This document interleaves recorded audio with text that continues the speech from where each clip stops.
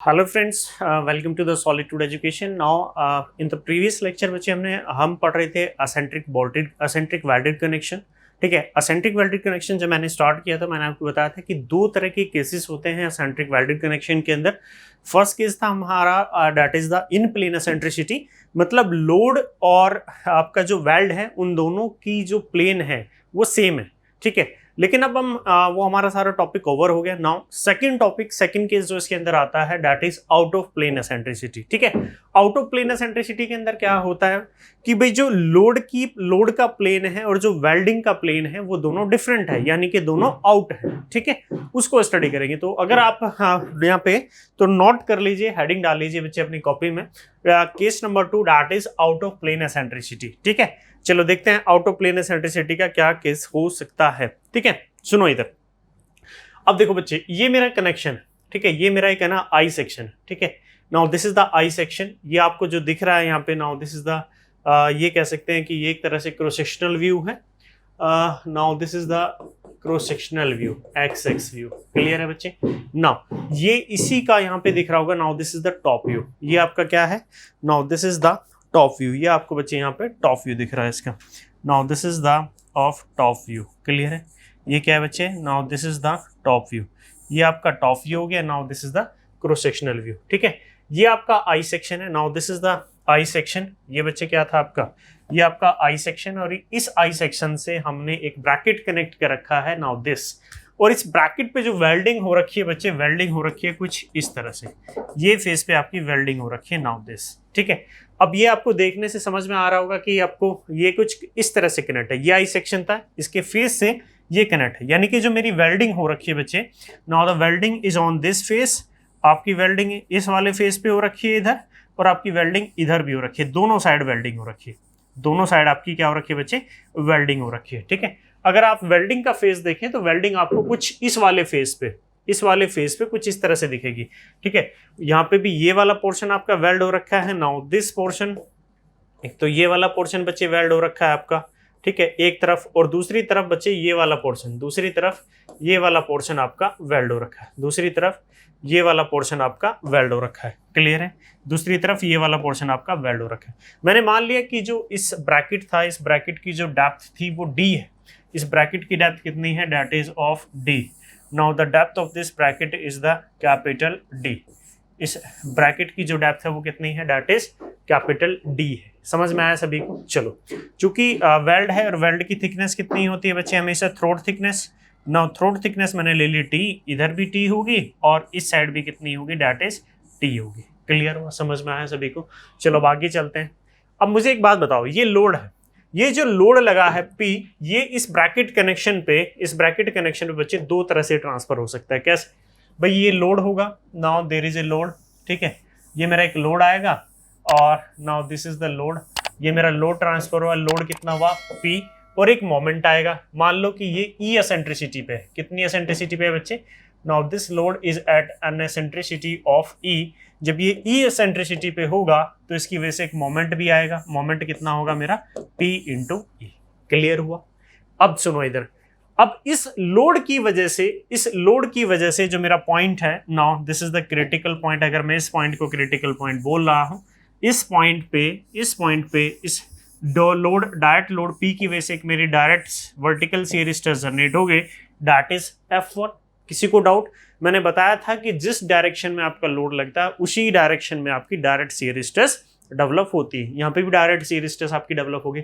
अब मुझे एक बात बताओ, ये लोड लगा है, और ये जो लोड है बच्चे वेल्ड को कुछ इस तरह से रोटेट करता है, यानी कि ये फेस है अगर, तो ये इसको ऐसे घुमाने की कोशिश कर रहा है। अगर ये बच्चे इसको ऐसे घुमाने की कोशिश कर रहा है तो मैं ये कह सकता हूं कि ये इसको हॉरिजॉन्टल एक्सिस के अबाउट रोटेट करने की कोशिश कर रहा है। ये इधर देखो वेल्डिंग ऐसे हो रखी है ना, ये इसको ऐसे कुछ रोटेट करने की कोशिश कर रहा है, यानी कि इस वाले फेस को, ये वाला पोर्शन, अगर ये ऊपर वाले पोर्शन में टेंशन और नीचे वाले पोर्शन में कंप्रेशन, यानी कि ये वेल्ड को उसके ट्रांसवर्स एक्सिस के अबाउट रोटेट करने की कोशिश कर रहा है।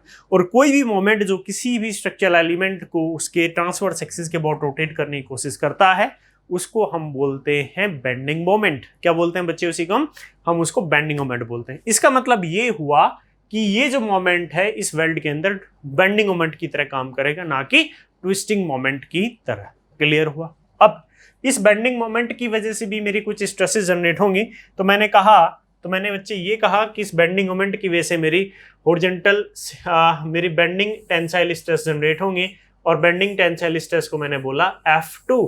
आप बोलोगे सर आपने डायरेक्शन F2 क्यों ली? तो भाई ये जब मोमेंट आएगा तो यहाँ पे अगर कहीं न्यूट्रल एक्सिस ले रहा हूं मैं, अगर यहाँ पे कहीं मैं न्यूट्रल एक्सिस ले रहा हूं, तो ये बेंडिंग मोमेंट के न्यूट्रल एक्सिस के ऊपर वाले पोर्शन में हो सकता है वो कंप्रेशन दे या टेंशन दे, और नीचे कंप्रेशन, ये भी पॉसिबिलिटी है, ऊपर कंप्रेशन नीचे टेंशन। वो समझदार है। वैसे भी अगर ये रोटेट करेगा तो आगे वाला न्यूट्रल एक्सिस के ऊपर वाला पोर्शन बाहर की तरफ को जाने की कोशिश करेगा, इसका मतलब टेंसाइल स्ट्रेस जनरेट होगी, और न्यूट्रल एक्सिस के नीचे वाला पोर्शन अंदर की तरफ जाने की कोशिश करेगा, यानी कि कंप्रेसिव स्ट्रेस आपकी डेवलप होगी।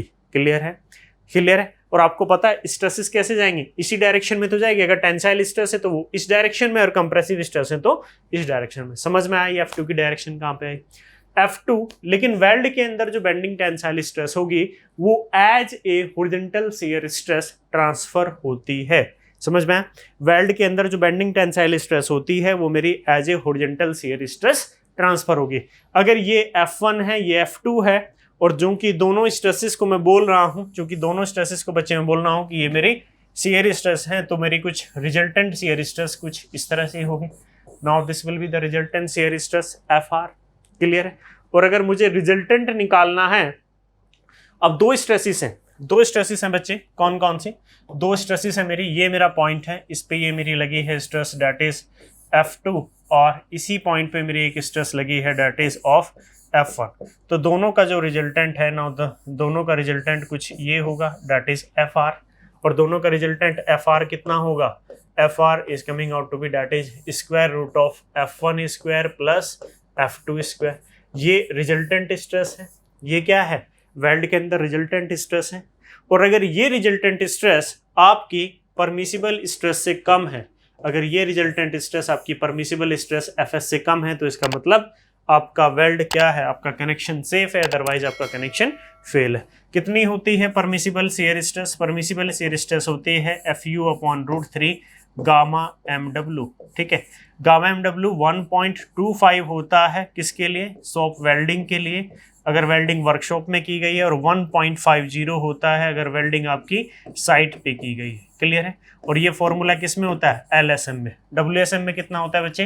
Now WSM working stress method के अंदर 110 मेगापास्कल होती है परमिसिबल स्ट्रेस। कितनी होती है? 110 मेगापास्कल होती है WSM के अंदर। क्लियर हुआ? समझ में? अब क्वेश्चन ये है कि भाई F1 F2 निकलेंगे कैसे? F1 F2 निकलेंगे कैसे? ठीक है, F1 तो मेरी डायरेक्ट शियर स्ट्रेस है। F1 क्या थी? Now F1 is the direct shear stress. F1 को क्या बोल रहा हूं बच्चे में? नाउ F1 को बोल रहा हूं मैं direct vertical shear stress. F1 is the vertical shear stress. ठीक है, वर्टिकल शियर स्ट्रेस। F1 मेरी वर्टिकल शियर स्ट्रेस। निकलेंगे कैसे? सुनो इधर। अब बच्चे मैंने ना ये वेल्डिंग कर रखी है, ये मेरा now this is the welding face, ये मैंने वेल्डिंग कर रखी है। ठीक है, अब इस वेल्डिंग पे मैंने क्या किया हुआ कि भाई एक पोर्शन मैंने यहाँ पे, एक साइड मैंने वेल्डिंग यहाँ पे कर रखी है। ठीक है, और दूसरी तरफ वेल्डिंग मैंने बच्चे यहाँ पे कर रखी है। दूसरी तरफ वेल्डिंग मैंने ये कर रखी है, दूसरी तरफ वेल्डिंग मैंने ये कर रखी है। इस वेल्डिंग की जो मैं थिकनेस मान के चल रहा हूँ, इस वेल्डिंग की जो मैं थिकनेस मान के चल रहा हूँ, डेट इज T। कितनी है? T। इस वेल्डिंग की जो मैं थिकनेस मान के चल रहा हूँ वो कितनी है? T। इधर भी T और इधर भी T। और जो इसकी डेप्थ है, वो कितनी है? That is of capital D। Depth कितनी है? That is of capital D। Depth कितनी है बच्चे? कैपिटल D है। डेप्थ कितनी है? डेट इज कैपिटल D है। ये आपका न्यूट्रल एक्सिस हो गया, डेट इज XX। ये आपका न्यूट्रल एक्सिस हो गया, डेट इज XX। तो जो मेरी शियर स्ट्रेस होती है, डायरेक्ट शियर स्ट्रेस, वो कितनी होती है? Load by load divided by area of weld. Load divided by area of weld, यही होगी। ठीक है, अब एरिया ऑफ वेल्ड क्या है? ये दो रेक्टेंगल हुआ, मान लो इसकी डेप्थ D थी, तो ये T इंटू डी इसका एरिया हो गया, और T इंटू डी इसका एरिया हो गया। तो मैं यहाँ से बच्चे ये कह सकता हूँ, कि जो F1 स्ट्रेस होगी, now F1 load divided by area of weld T into D यानी कि 2dd। ठीक है, now this is the F1 value, ये मेरी F1 वैल्यू हो गई। ये वो क्वेश्चन में मेंशन करेगा कि वेल्डिंग उसने दोनों साइड कर रखी है या अप एंड डाउन फेस पे भी वेल्डिंग कर रखी है। ये भी पॉसिबिलिटी है कि उसकी जो वेल्डिंग है वो अप और डाउन फेस पे भी हो, ये भी एक पॉसिबिलिटी है। जरूरी नहीं है कि वेल्डिंग आपकी केवल दोनों ही फेस पे हो सकता है केवल एक फेस पे हो, ये भी मेंशन करेगा। अगर उसने मेंशन किया कि अप एंड डाउन फेस पे, तब आपको बॉक्स सेक्शन बन जाएगा ये, वो हम क्वेश्चन में सीखेंगे, ठीक है। नाउ ये तो मेरी F1 थी डायरेक्ट शियर स्ट्रेस। अब दूसरा था मेरा बच्चे F2 थी मेरी क्या थे, bending tensile stress. F2 is the bending tensile stress. F2 आपकी क्या थी, F2 आपकी बेंडिंग टेंसाइल स्ट्रेस थी। F2 क्या थी बच्चे आपकी, F2 will be the bending tensile stress. और बेंडिंग टेंसाइल स्ट्रेस के लिए फॉर्मूला क्या होता है, that is M/I into Y, यही होता है कि नहीं। चलो अब आगे देखते हैं, M/I इंटू वाई, ठीक है, M/I into y. Now F2 it is coming out to be M is the bending moment की वैल्यू कितनी है, that is P into e divided by I is the moment of inertia about horizontal axis, I axis. कितना होता है, rectangle है, कितना होता है मोमेंट ऑफ इनर्शिया भाई, TD3/12 इसका होगा और TD3/12 इसका होगा, ठीक है। नाउ तो TD3 दो TD3 है, तो मैं लिख सकता हूँ now 2 times of TD3 divided by 12, 2 times of TD3 divided into y कितना है। Now y will be, y की वैल्यू कितनी होगी। नाउ y कितना है बच्चे, अगर ये टोटल d है तो मैं कह सकता हूं कि जो मेरा y होगा, now y will be like this, ये कितना होगा, नाउ d/2, टोटल d था तो d/2, यही होगा ना। तो नाउ वैल्यू कितनी होगी, that is d/2, now that is of d/2, clear हो। नाउ d/2 हो गया, क्लियर हुआ। अब देखो इधर, इसको देखो, ये d से मेरा कैंसिल हुआ, ये पावर कितना हुआ 2, ठीक है। इससे ये कितना हुआ 2 6 12, ये कितना हुआ 2 3 6, तो यहाँ से जो F2 आया मेरा निकल के वो कितना आ गया, now 3PE divided by TD square, 3PE into TD का square. Now this is the value of F2। बस F1 F2 आ गई, जो भी उसने पूछा होगा, बाकी तो प्रोसेस सेम ही है जो पहले करता था कि भाई वेल्ड साइज बता दो, वो सब कुछ बता दो। मेन तो बस आपको F1 और F2 निकालना सीखना है, ठीक है। और वो डिपेंड करेगा क्वेश्चन के ऊपर, जरूरी नहीं है वेल्डिंग ऐसे ही हो रखी है, वेल्डिंग का वो अपने हिसाब से पैटर्न तय करेगा क्वेश्चन के अंदर। बस मैंने क्या किया बच्चे, मैंने ना एक ओवरव्यू देने की कोशिश की आप लोगों को कि भाई ये मेरा वेल्ड होता है और इस तरह का हम कॉन्सेप्ट यूज करेंगे, बस, ठीक है। बाकी बस एक छोटा सा ओवरव्यू था, इसके अलावा कुछ नहीं था ये, ठीक है। चलो होप सो आपको समझ में आया होगा। आप इसको चाहें तो नोट कर सकते हैं, ठीक है। आप सिंपली पहले बच्चे इतना पोर्शन नोट करो, ठीक है, एंड फिर उसके बाद ये वाला पोर्शन नोट कर लीजिएगा। ये कर लिया ना सभी ने note, out of plane eccentricity करके करना है, ठीक है। पहले ये वाला पोर्शन नोट कीजिएगा, after that you have to note down this portion. उसके बाद ये रिजल्टेंट स्ट्रेस वाला,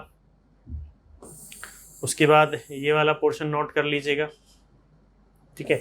then you have to note down F2, ठीक है। बस इतना ही था, बाकी क्वेश्चन से करेंगे, क्वेश्चन से समझने की कोशिश करेंगे कि कैसे कैसे वो करवाता है, किस तरह के क्वेश्चंस वहाँ पे डेवलप होते हैं, ठीक है बच्चे। ओके, थैंक यू, मिलते हैं नेक्स्ट लेक्चर में। Okay, thank you.